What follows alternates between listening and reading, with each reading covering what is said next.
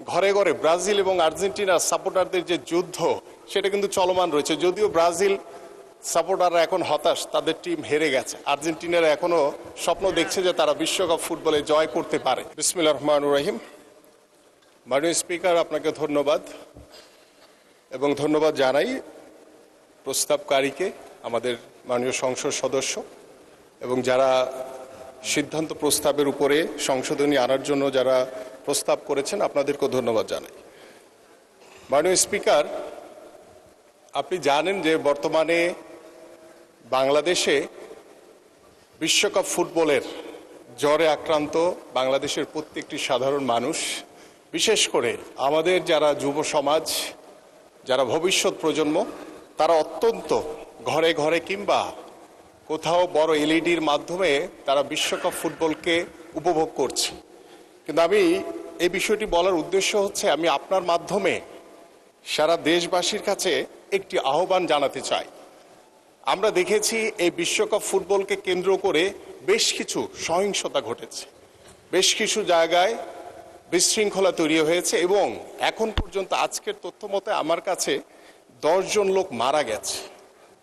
এটা অত্যন্ত দুর্ভাগ্যজনক।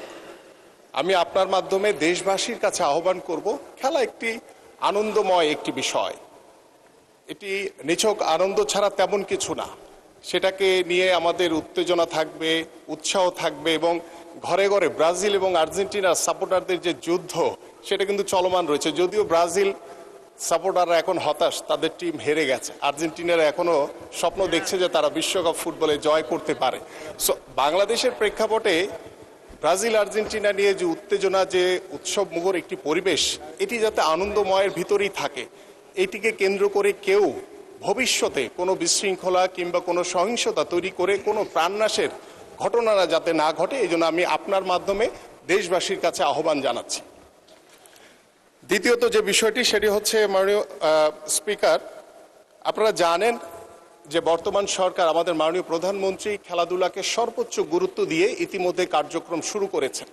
তারই ধারাবাহিকতা ইতিমধ্যে আমরা খেলাধুলাকে পেশা হিসেবে প্রতিষ্ঠার লক্ষ্য নিয়ে আমরা জাতীয় খেলোয়াড়দেরকে বেতন কাঠামোর আওতায় ক্রিয়া ভাতা প্রদান করছি।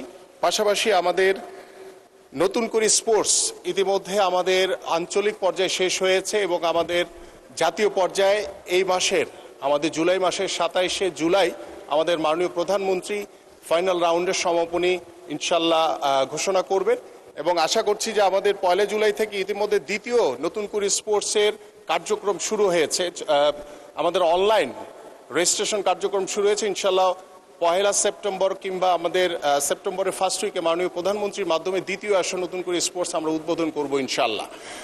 আমরা ইতিমধ্যে আমাদের সিদ্ধান্ত যে আমাদের এই অর্থ বছরে আমরা 10টি স্পোর্টস ভিলেজ নির্মাণ করব ইনশাল্লাহ, এবং সেটি আমাদের 8টি বিভাগ এবং ফরিদপুর এবং কুমিল্লাকে ধরে আমরা 10টি অঞ্চলে 10টি স্পোর্টস ভিলেজ ইতিমধ্যে সিদ্ধান্ত হয়েছে এবং আমরা আশা করছি যে স্পোর্টস ভিলেজের মাধ্যমে আমাদের খেলাধুলার যে বিকাশ, সেই বিকাশটি আমরা সম্পন্ন করতে পারবো। কারণ তৃণমূল পর্যায়ে আমরা খেলাধুলাকে ছড়িয়ে দিতে চাই এবং খেলাধুলার মাধ্যমে আমরা চাই যে আমাদের ভবিষ্যৎ প্রজন্ম সুস্থভাবে গড়ে উঠুক।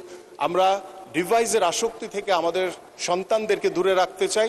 স্পেশালি আমাদের যে যুব সমাজ যারা মাদকে আক্রান্ত হয়ে ধ্বংসের পথে চলে যাচ্ছে, মৃত্যুর করাল গ্রাসে চলে যাচ্ছে, তাদেরকে আমরা খেলাধুলার মাধ্যমে ঘরে ফিরিয়ে এনে, আমরা মাঠে ফিরিয়ে এনে আমরা যদি একটি মাদক মুক্ত সমাজ গড়তে পারি।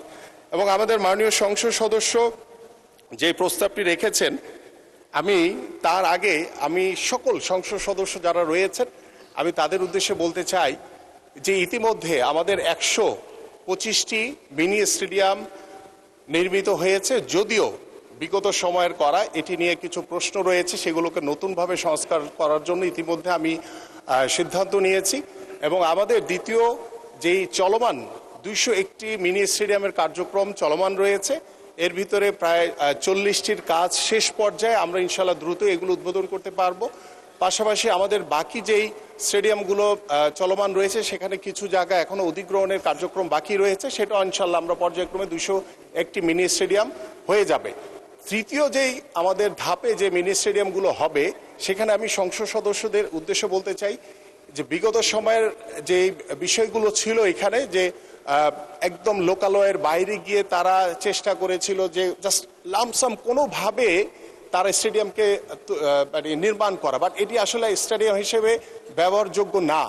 তা আমি আপনাদের সহযোগিতা চাই। আপনারা যদি লোকালয়ের ভিতরে আমাদের যে তৃতীয় ধাপে যে স্টেডিয়ামগুলো নির্মিত হবে সেখানে যদি আপনাদের পরামর্শ আপনাদের সহযোগিতা থাকে এবং লোকালয়ের ভিতরে হয়, তাহলে আমরা তৃতীয় ধাপের ইতিমধ্যে আমাদের প্রকল্পটি চলমান রয়েছে এবং আমাদের জমি অধিগ্রহণের কার্যক্রম চলমান রয়েছে।